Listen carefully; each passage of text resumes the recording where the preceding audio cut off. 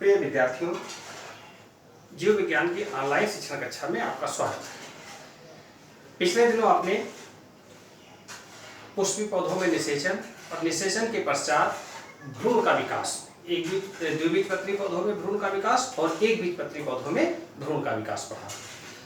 आज हम आपको पुष्पी पौधों में भ्रूणकोश या एंडोस्पर्म के विकास को पढ़ाएंगे। जैसा कि निषेचन के पश्चात घटनाओं में तीन प्रमुख घटनाएं आपने देखी। एक तो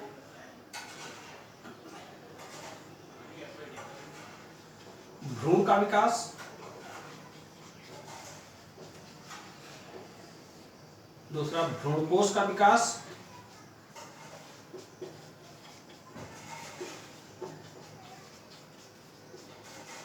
और तीसरी घटना आपकी बीज और फल का विकास।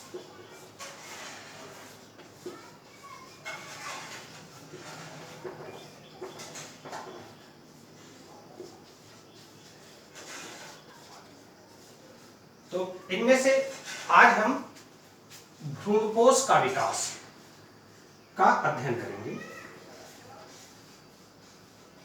भ्रूणकोश या एंडोस्पर्म, एंडोस्पर्म का विकास।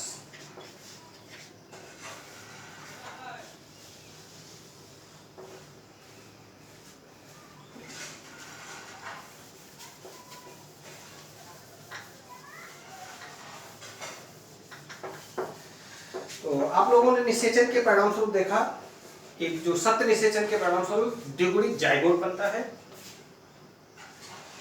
जो जाइगोट बना निषेचन के परिणाम स्वरूप ये द्विगुणित था और इससे भ्रूण का विकास हुआ।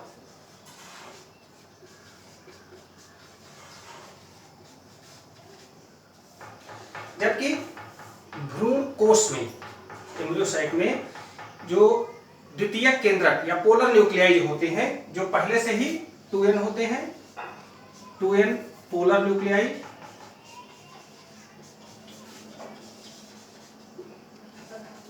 और इसका निषेचन सेकेंडरी मेल गैमेट से होता है। इसी घटना को आप द्विनिषेचन या ट्रिपल फ्यूजन कहते हैं।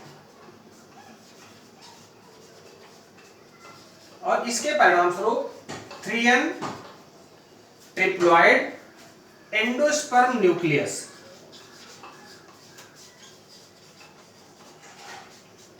3n एंडोस्पर्म न्यूक्लियस या भ्रूणकोश केंद्रक का विकास होता है।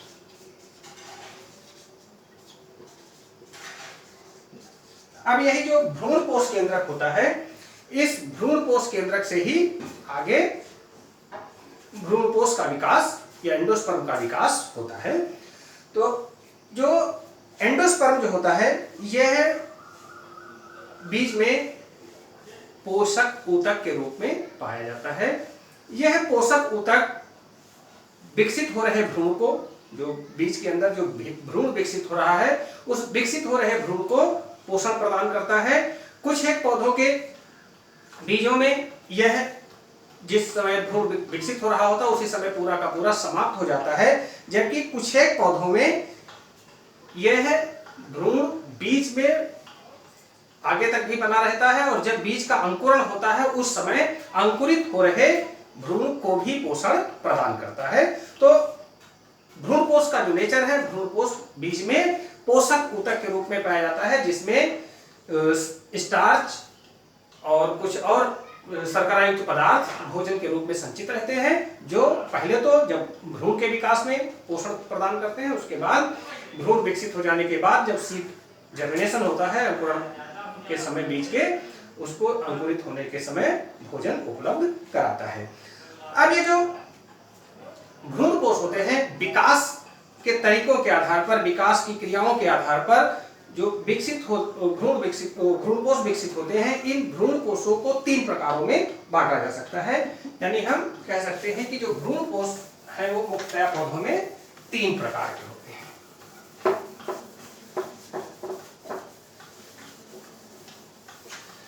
एंजियोस्पर्मिक पौधों में, जो आवृत बीजी पौधों में जो भ्रूणपोष होता है, भ्रूणपोष आपका 3N संरचना है, यानी ये ट्रिप्लोइड है।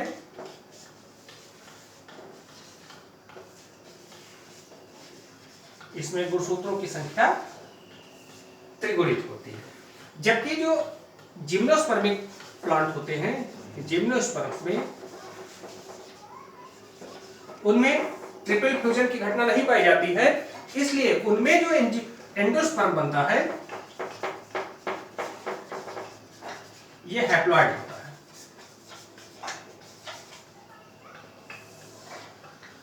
तो यहां हम आपको एंजियोस्पर्म में पाए जाने वाले जो भ्रूणपोष हैं, इनके प्रकारों के बारे में बता रहे हैं।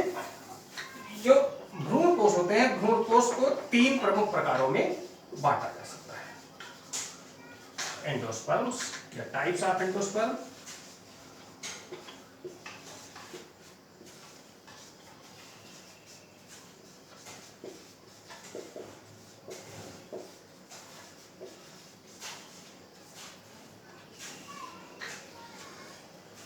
भ्रूणपोष विकास के आधार पर मुख्यतया 3 प्रकार के होते हैं।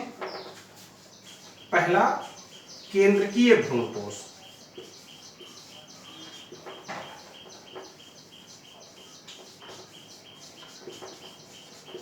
या न्यूक्लियर एंडोस्पर्म।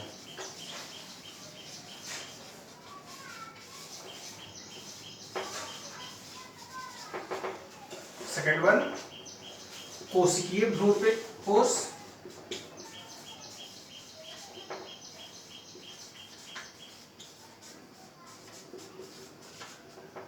या सेलुलर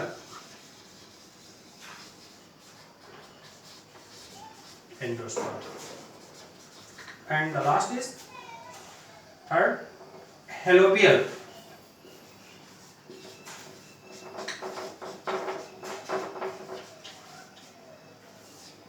भ्रूणपोष।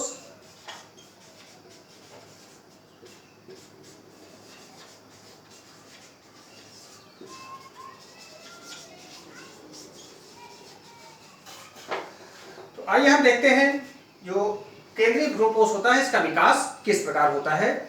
तो जैसा कि आप जानते हैं, भ्रूणपोष का विकास प्राथमिक भ्रूणपोष केंद्रक से या त्रिगुणित प्राथमिक भ्रूणपोष केंद्रक से होता है। तो इसमें क्या होता है, इस प्रकार के भ्रूणपोष के विकास में सबसे पहले जो त्रिगुणित भ्रूणपोष केंद्रक बनता है, इस त्रिगुणित भ्रूणपोष केंद्रक में बाहर भित्ति का निर्माण हो जाता है।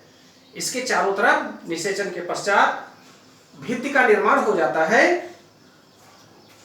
और इसमें अब यह केंद्रक बार बार विभाजित होने लगता है। यह केंद्रक बार बार विभाजित करके तमाम केंद्रक बना लेता है और ये केंद्रक जो होते हैं ये उस भित्ति के चारों ओर परिधि पर ऐसे व्यवस्थित हो जाते हैं। ये केंद्रक हो गए। और जब केंद्रकों का विभाजन होता है, इस विभाजन के दौरान, केंद्रकों के विभाजन के उपरांत इनमें कोशा भित्ति नहीं बनती है, इसलिए कोशिकाएं नहीं बनती है। कोशिका एक ही रहती है, उसके अंदर तमाम सारे केंद्रक बन जाते हैं और इनके बीच में बड़ी सी रिक्तिका डेवलप कर जाती है। इस तरह से इसमें केंद्रक तो कई होते हैं, परंतु कोशा भित्ति न बनने के कारण बड़ी सी बीच में रिक्तिका बनती है और केंद्रक उसमें परिधि पर आ जाते हैं। उसके पश्चात इस वैक्यूल में कोशिका द्रव्य भर जाता है।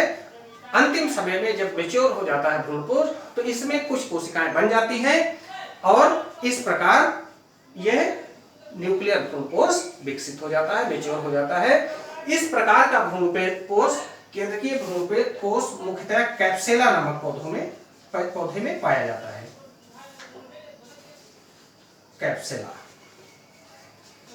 एक समूह है पौधों का पॉलीपेटैली,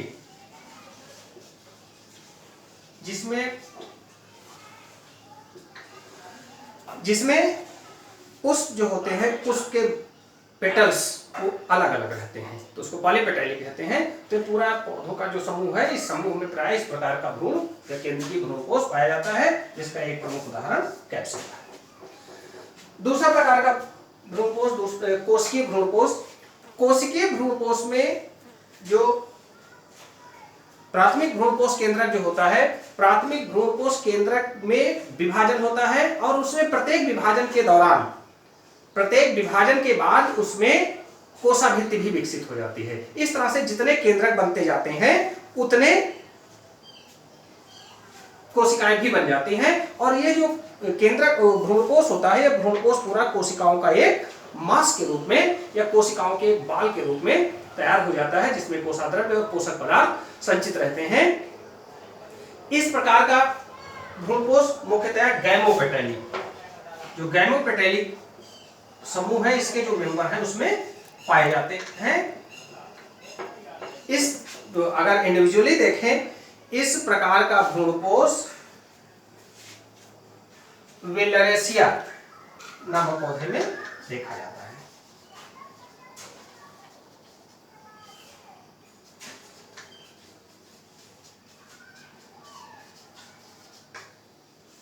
इसमें क्या है, इसमें कोशिकाओं का एक बाल बनता है, यानी जैसे प्राथमिक भ्रूणपोष केंद्रक विभाजित होने लगता है, उसके साथ साथ उसमें कोशाभित्ति का भी निर्माण होता रहता है, जिसके कारण तमाम सारी कोशिकाएं बन जाती हैं। अब जो तीसरे प्रकार का भ्रूणपोष होता है हेलोबियल भ्रूणपोष, यह वास्तव में इन दोनों प्रकारों के मध्य का है। इसमें जब भ्रूणपोष केंद्रक प्रारंभ में जब विभाजित होता है तब तो उसमें भित्ति का निर्माण होता है, यानी कोशाभित्ति बनती है उसमें। इस तरह से 2 कोशिकाएं बन जाती हैं, 4 कोशिकाएं बन जाती हैं। लेकिन जैसे ही आगे और केंद्रक में विभाजन होता है, बार बार जो विभाजन होता है, तब फिर उसमें भित्ति का निर्माण नहीं होता है। तो इस तरह से इसमें क्या होता है कि प्रारंभ में केंद्रक के विभाजन के दौरान कोशाभित्ति का निर्माण होता है, जिससे कई कोशिकाएं बन जाती हैं, या 2, 4, 10 कोशिकाएं बन जाती हैं। परंतु उसके बाद केंद्रक का विभाजन जारी रहता है और उसमें कोशाभित्ति नहीं बनती है, जिसके कारण अनेक केंद्रक बन जाते हैं। तो इस तरह से यह कोशिकीय भ्रूणपोष और केंद्रकीय भ्रूणपोष के दोनों के मध्य की व्यवस्था होती है। इस प्रकार का एंडोस्पर्म एरिमुरस नामक पौधे में देखा गया है।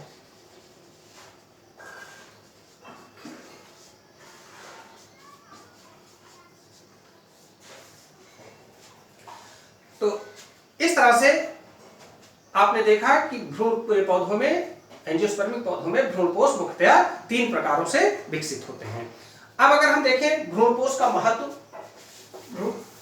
भ्रूणपोष मुख्यतः बीजों में पोषक ऊतक के रूप में पाया जाता है, जो विकसित हो रहे भ्रूण को पोषण प्रदान करता है। इसके अतिरिक्त जब बीज का अंकुरण होता है तब ये नवांकुर को भी पोषण प्रदान करता है, जिसके कारण पौधा अंकुरित होता है। भ्रूणपोष की उपस्थिति के आधार, उपस्थिति अथवा अनुपस्थिति के आधार पर जो सीड होते हैं, पौधों में जो सीड होते हैं, बीज जो होते हैं, वो 2 प्रकार के होते हैं।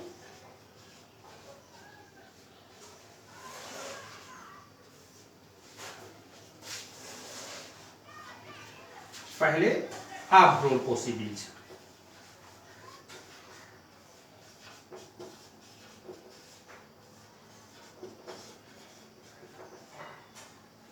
Non endospermic seed, non endospermic seed. दूसरे एंडोस्पर्मिक सीड या भ्रूणपोषी बीज।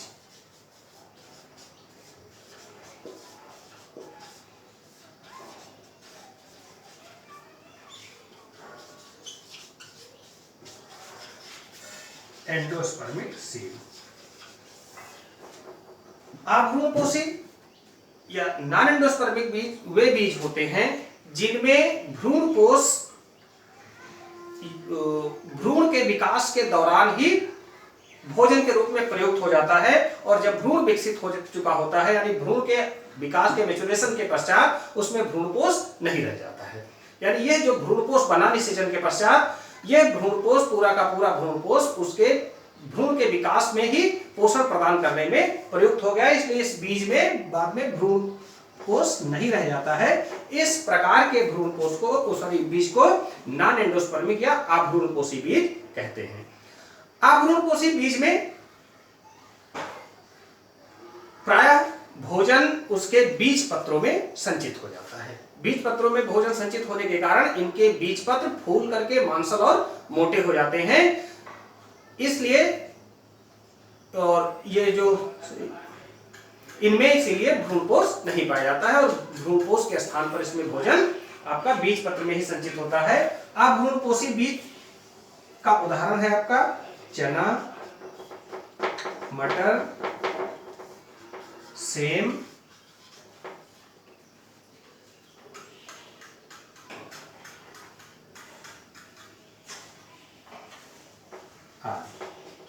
इनमें बीज में भ्रूणपोष नहीं पाया जाता है, बल्कि इनमें भोजन जो है वो बीज पत्रों के रूप में, बीज पत्रों में ही संचित रहता है, इसलिए इनके बीज पत्र मोटे होते हैं। भ्रूणपोषी बीज दूसरे, भ्रूणपोषी बीज वे बीज होते हैं जिनमें भ्रूण के विकास के दौरान पूरा का पूरा प्रयुक्त नहीं होता है, बल्कि भ्रूणपोष भोजन संचय करके बीज में भी बना रहता है। और जब भविष्य में जब बीज का जब अंकुरण होता है, सीड जर्मिनेशन होता है, उस समय भी ये भ्रूण को विकास के लिए आवश्यक पोषण प्रदान करता है और उसको अंकुरित होने में सहायता करता है।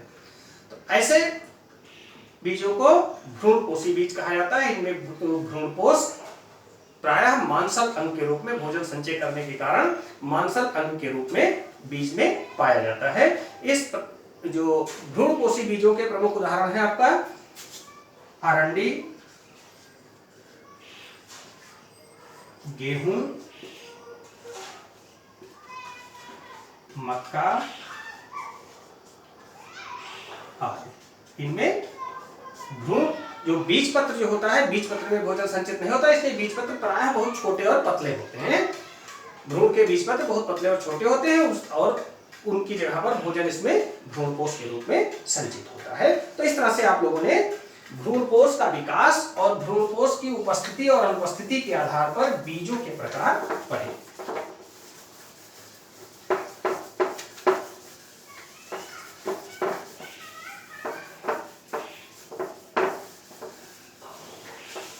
आइए अब हम तीसरी घटना देखते हैं, जो हमने आपको 3 प्रमुख घटनाएं भी लिखी थी। पहली घटना भ्रूण का विकास, दूसरी घटना भ्रूणपोष का विकास और तीसरी प्रमुख घटना जो होती है निषेचन के पश्चात वो बीज और फल का विकास। अब हम निषेचन के पश्चात बीज और फल के विकास का अध्ययन करेंगे।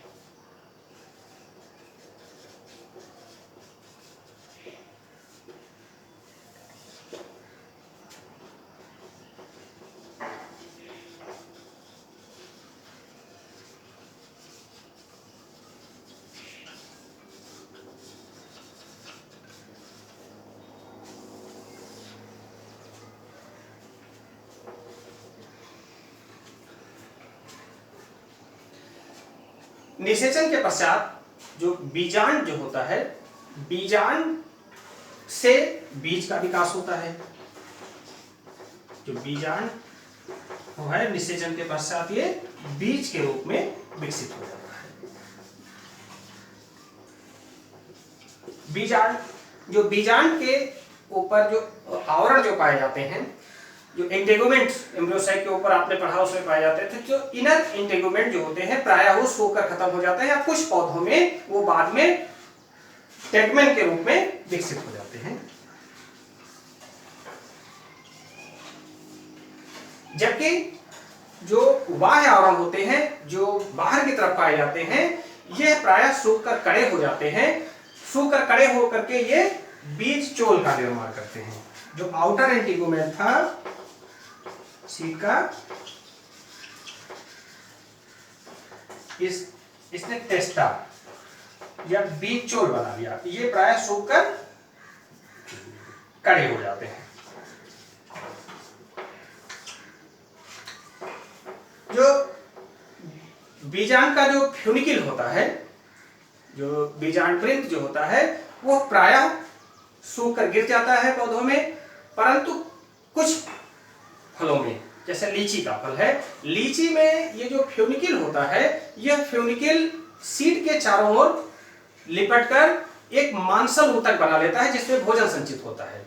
इस मांसल ऊतक को यहां एरिल नाम दिया जाता है। क्या नाम देते हैं इसे? एरिल। और इसमें भोजन संचित रहता है। तो लीची के फल में जो खाने वाला भाग होता है जिसमें भोजन संचित रहता है, यह एरिल के नाम से जाना जाता है। एरिल वास्तव में क्या है? यह उसके बीजांड वृंत का रूपांतरित रूप है। बीजांड वृंत शीत के ऊपर लिपट करके मोटा और मांसल हो जाता है और जिसमें भोजन संचित होता है। तो ये तो बीजांड में होने वाले परिवर्तन हो गए। बीजांड बाकी आपने देखा है, एम्ब्रियोसाइक के अंदर जो भ्रूणपोष के अंदर था वो भ्रूणपोष में विकसित हो गया, जो जाइगोट था वो भ्रूण में विकसित हो गया। अब जो अंडाशय की जो भित्ति होती है, ओवरी वाल या अंडाशय भित्ति, यह पेरिकार्प के रूप में विकसित हो जाती है या फल भित्ति के रूप में।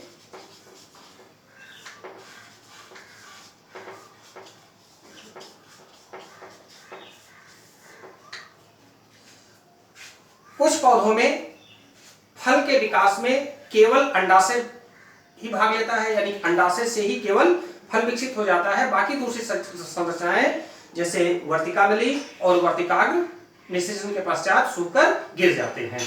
तो ऐसे फल जिनका विकास केवल अंडाशय से होता है, ऐसे फलों को सत्य फल कहते हैं। यानी अगर हम कहें फलों के विकास के आधार पर फल दो प्रकार के हो सकते हैं। पहले तो सत्य फल। सत्य फल वे फल होते हैं जिनका विकास केवल अंडाशय से होता है। जबकि कुछ पौधों में फल के विकास में अंडाशय के साथ साथ कभी कभी उसकी वर्तिका नली, वर्तिकाग्र, पुष्पासन या कुछ अन्य भाग भी भाग लेते हैं। ऐसे फलों को असत्य फल कहा जाता है। False fruit. सत्य फलों का प्रमुख उदाहरण है आप मटर, चना, सेम, सरसों, बैंगन, टमाटर, मिर्चा, ये सब हो सकते हैं। सत्य फल आपके क्या हो गए? चना, मटर, सेम, बैंगन आदि। जबकि असत्य फलों के प्रमुख उदाहरण में आपका सेब। सेब में अंडाशय के साथ साथ उसका थैलमस, जो पुष्पासन जो है वो विकसित होकर के फल के निर्माण में भाग लेता है। तो इसका प्रमुख उदाहरण हो गया सेब, आपका नाशपाती, अमरूद, ये सब फल जो है ये आपके असत्य फल के अंतर्गत आते हैं। तो इस तरह से आपने देखा फल मुख्यतया दो श्रेणियों में आप बांट सकते हैं, उनके विकास में प्रयुक्त होने वाले अंगों के आधार पर।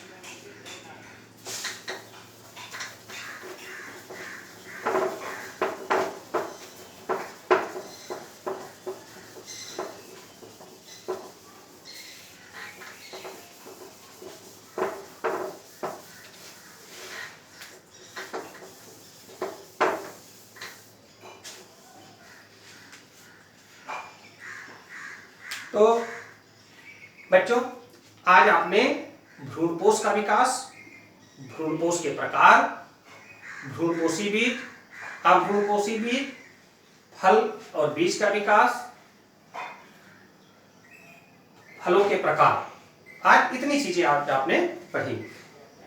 इससे संबंधित कुछ प्रश्न हम आपको दे रहे हैं। इन प्रश्नों के उत्तर आप हमें कल लिख करके भेजिएगा या कमेंट बॉक्स में कमेंट करिएगा। पहला प्रश्न,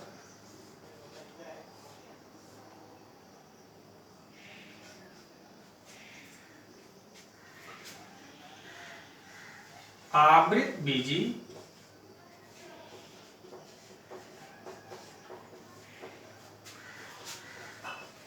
या एंजियोस्पर्म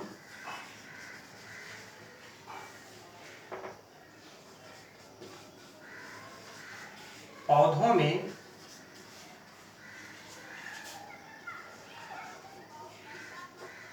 भ्रूणपोष में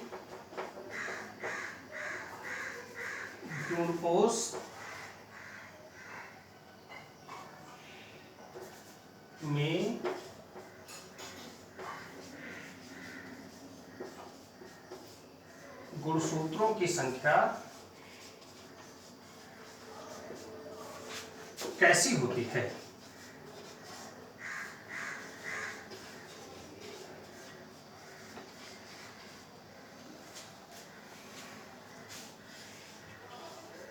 क्वेश्चन नंबर 2,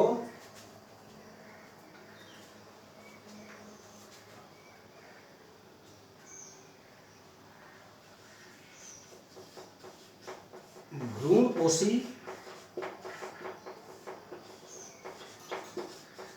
और अभ्रूणपोषी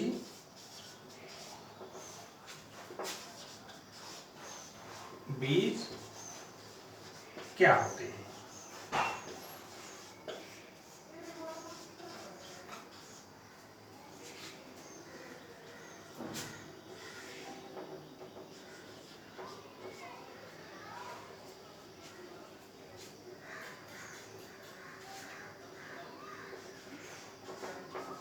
लीची में खाने वाले भाग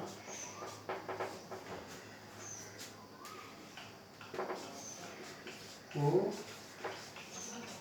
क्या कहते हैं?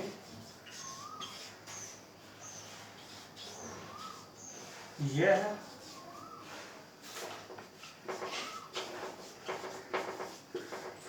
किसके रूपांतरण से बनता है?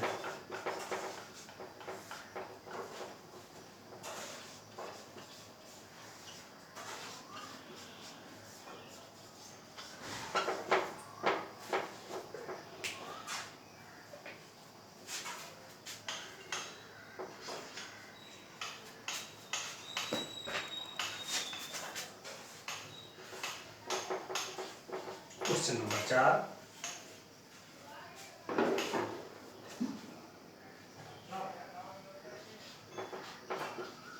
सत्य फल एवं असत्य फल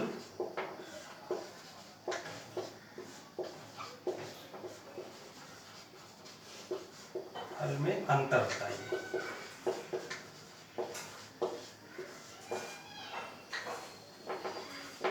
क्वेश्चन नंबर 5,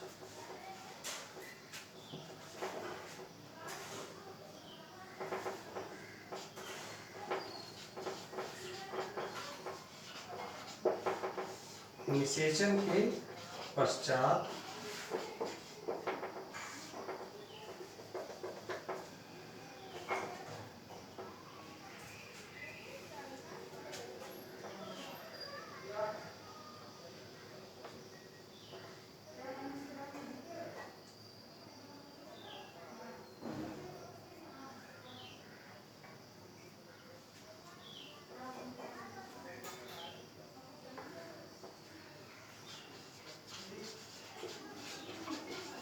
विकसित हो रहे भ्रूण का पोषण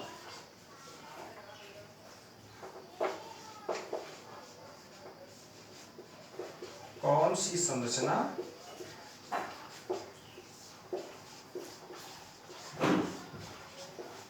करती है? क्वेश्चन एक बार आप लोग फिर देख लीजिए। पहला प्रश्न, आवृत बीजी या एंजियोस्पर्मिक प्लांट्स में भ्रूणपोष में गुणसूत्रों की संख्या कैसी होती है? You can tell that either haploid, diploid, triploid, tetraploid, that's one. Question number 2, भ्रूणपोषी और अभ्रूणपोषी बीज क्या होते हैं? क्वेश्चन नंबर 3, लीची के फल में जो खाया जाने वाला भाग होता है उसका क्या नाम होता है, उसको क्या कहते हैं, और यह किस अंग का रूपांतरण है, किसका रूपांतरण है, ये आपको बताना है। क्वेश्चन नंबर 7, सत्य एवं असत्य फल में आपको अंतर बताने हैं। कैसे आइडेंटिफाई करेंगे या कैसे डिस्टिंग्विश करेंगे कि सत्य फल और असत्य फल क्या होते हैं। क्वेश्चन नंबर 5, निषेचन के पश्चात विकसित हो रहे भ्रूण का पोषण कौन सी संरचना करती है? तो इनके उत्तर आप लोग लिख करके भेजेंगे। तो फिर अगले चैप्टर में हम आपको संक्षेप में, नेक्स्ट लेक्चर में आपको संक्षेप में पूरे पुष्प में अलग अलग भागों का विश्लेषण के पश्चात क्या क्या फैट होता है, क्या क्या फ्यूचर होता है, ये पढ़ाएंगे। धन्यवाद बच्चों, हैव अ नाइस डे।